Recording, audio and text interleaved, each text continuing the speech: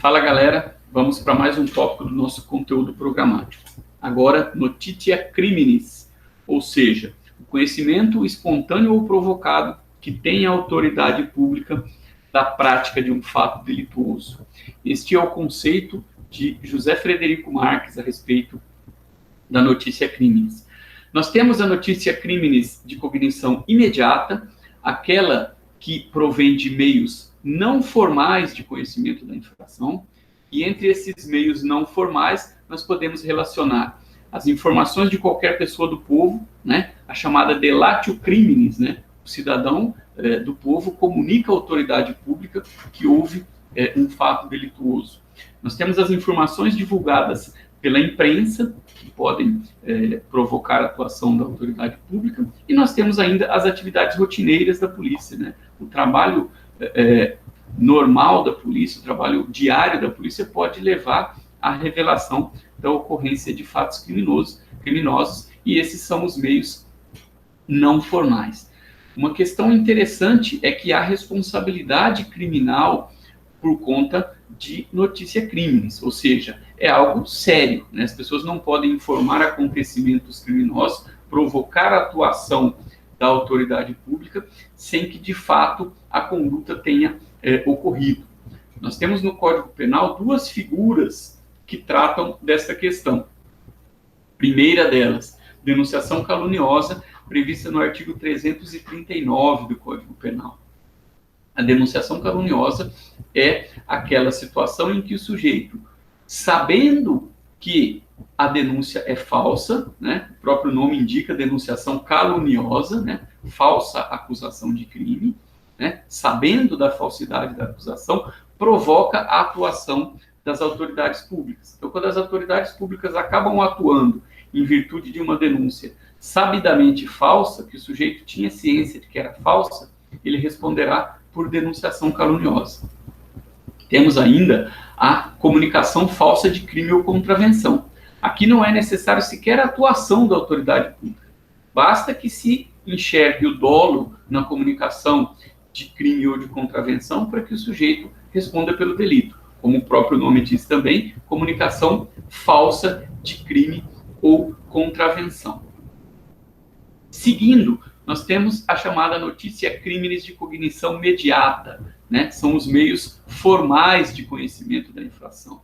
Aqui nós vamos elencar o requerimento ou a representação da vítima, vamos elencar a requisição do Ministério Público ou da autoridade judiciária. Então vejam que estas formas de conhecimento tratam do conhecimento pela autoridade policial, da polícia judiciária, ou seja, de quem tem o papel de realizar a investigação formal por meio do inquérito policial, né? O estudo do inquérito policial será o nosso próximo tópico de análise.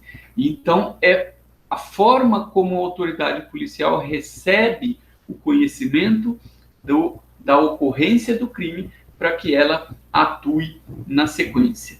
Nós temos ainda uma terceira figura que a doutrina classifica como notitia criminis de cognição coercitiva, que é a comunicação da infração por meio da prisão em flagrante delito.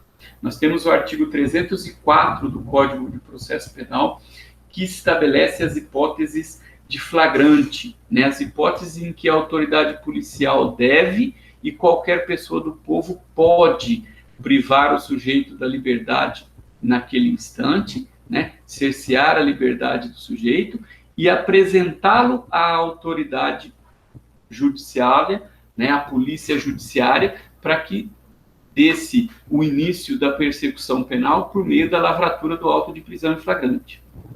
Detalhe interessante, o doutrinador Guilherme Nutti coloca a notitia criminis de cognição coercitiva como uma notícia de cognição imediata, ou seja, um meio não formal, né? Mas espera aí, não é a própria polícia? Sim, mas via de regra é a polícia militar, né? E não a polícia civil. Quando a polícia militar efetua o flagrante ou quando qualquer pessoa do povo efetua o flagrante, de fato nós estamos em uma forma considerada de cognição imediata. A exemplo daqueles que eu coloquei para vocês antes.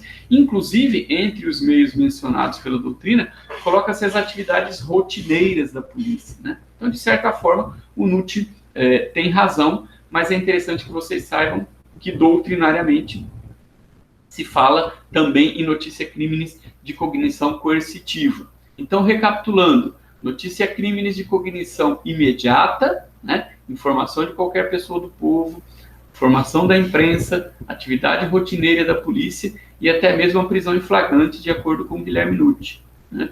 Notícia crimes de cognição mediata, né? Requerimento da vítima, representação da vítima, requisição das autoridades do Ministério Público e da autoridade judicial.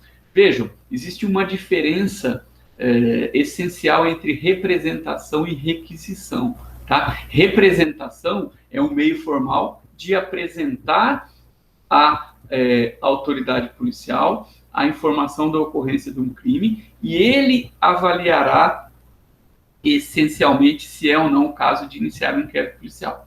Na requisição, o termo requisição indica poder de ordem, né? Então, quando se requisita as autoridades, seja o Ministério Público, seja o Judicial, o entendimento que prevalece é de que a requisição ela deve ser acatada pela autoridade policial, pelo delegado de polícia, sob pena de consequência, inclusive, de responsabilização. Evidentemente que a autoridade policial deve, né, se for o caso, justificar o não acatamento desta requisição. E, por fim, a terceira hipótese, a notícia crimes de cognição coercitiva decorrente da prisão em flagrante, né? Então, nós temos aqui as formas as formas pelas quais chega até a autoridade policial o conhecimento da ocorrência de um crime.